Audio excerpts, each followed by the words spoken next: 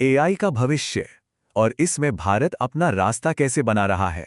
चलिए आज इसी बड़ी और दिलचस्प कहानी को एकदम आसान शब्दों में समझते हैं। तो सबसे पहले एक बुनियादी सवाल से शुरू करते हैं। ये जो एआई है, क्या ये सिर्फ कुछ बहुत बड़ी ग्लोबल कंपनियों का खेल बनकर रह जाएगा, या फिर क्या ये एक ऐसी टेक्नोलॉजी बन सकती है, एक ऐसा टूल जो हम सबके मतलब हर भारतीय के काम आए? देखिए, एआई के भविष्य को लेकर ना हमारे सामने दो रास्ते हैं। एक है जिसे हम कह सकते हैं फैक्ट्री मॉडल। सोचिए, एक बड़ी सी फैक्ट्री जहां कुछ ही कंपनियां हैं जो सब कुछ कंट्रोल कर रही हैं। टेक्नोलॉजी बंद है, महंगी है। और दूसरा रास्ता है बाजार मॉडल। जैसे हमारा कोई लोकल बाजार होता है, सबके लिए खुला, सस्ता, जहां हजारों छोटे छोटे व्यापारी भी अपना सामान बेच सकते हैं। एकदम वैसा ही। और पता है भारत कौन सा रास्ता चुन रहा है? जी हाँ, वही बाजार मॉडल। हमारी कोशिश एक ऐसा खुला डिसेंट्रलाइज सिस्टम बनाने की है जो हर किसी के लिए हो। बिल्कुल बिल्कुल वैसे ही जैसे यूपीआई ने पेमेंट की दुनिया को बदल कर रख दिया। हाँ, आपने सही सुना।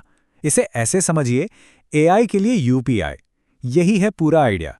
एक डिजिटल पब्लिक इंफ्रास्ट्रक्चर या डीपीआई बनाना, मतलब सरकार एक बुनियादी ढांचा तैयार कर देगी, एक तरह की डिजिटल सड़क। और फिर उस सड़क पर कोई भी, चाहे कोई स्टार्टअप हो, स्टूडेंट हो या छोटा बिजनेस, अपनी गाड़ी यानी अपनी एआई एप्लीकेशन दौड़ा सकता है। इससे एआई सबके लिए सस्ता और आसान हो जाएगा। अच्छा, तो ये जो नींव है, ये जो डिजिटल सड़क है, ये बनेगी कैसे? इसके 4 जरूरी हिस्से हैं, 4 लेयर्स। सबसे नीचे है कंप्यूट, मतलब वो सुपर पावरफुल कंप्यूटर्स। उसके ऊपर है डेटा, मतलब वो सारा ज्ञान जिससे एआई सीखेगा। फिर आते हैं बुनियादी मॉडल्स, जो एआई के इंजन की तरह हैं। और सबसे ऊपर हैं एप्लीकेशंस, वो एप्स और सर्विसेज जो हम इस्तेमाल करेंगे।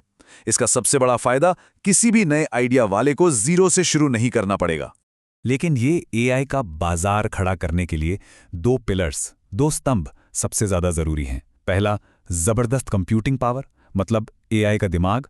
और दूसरा, भारत का अपना डेटा, यानी उस दिमाग को चलाने वाला ईंधन। इन दोनों के बिना ये सपना अधूरा है। और एम्बिशंस की बात करें तो वो सच में बहुत बड़े हैं। इंडिया एआई मिशन का लक्ष्य है 1 लाख जीपीयूज की कंप्यूटिंग पावर तैयार करना। आप अंदाजा लगा सकते हैं ये कितनी बड़ी बात है। ये प्राइवेट सेक्टर के साथ मिलकर बड़ी बड़ी एआई फैक्ट्रियां बनाने जैसा है, जो भारत को एआई की दुनिया में एक सुपर पावर बना सकती हैं। ठीक है, तो कंप्यूटिंग पावर का प्लान तो जोरदार है, लेकिन उस दूसरे स्तंभ का क्या? डेटा का क्या? हमारे पास टैलेंट है, डेटा का तो मानो खजाना है, पर सवाल यह है कि यह खजाना जा कहां रहा है? इस सवाल का जवाब सर्वम एआई के डॉक्टर विवेक रघुनंदन के एक कोट में छिपा है। और ये बात सच में सोचने पर मजबूर कर देती है। वो कहते हैं, हम अपना डेटा एक्सपोर्ट कर रहे हैं और इंटेलिजेंस इंपोर्ट कर रहे हैं। ये वैसा ही है जैसे हम कपास एक्सपोर्ट करें और कपड़ा इंपोर्ट करें। सोचिए जरा इसके बारे में। हम अपना कच्चा माल, अपना कीमती डेटा बाहर भेज रहे हैं, और फिर उसी डेटा से बना बनाया महंगा प्रोडक्ट यानी एआई वापस खरीद रहे हैं। और अगर ऐसा ही चलता रहा तो खतरा बहुत बड़ा है।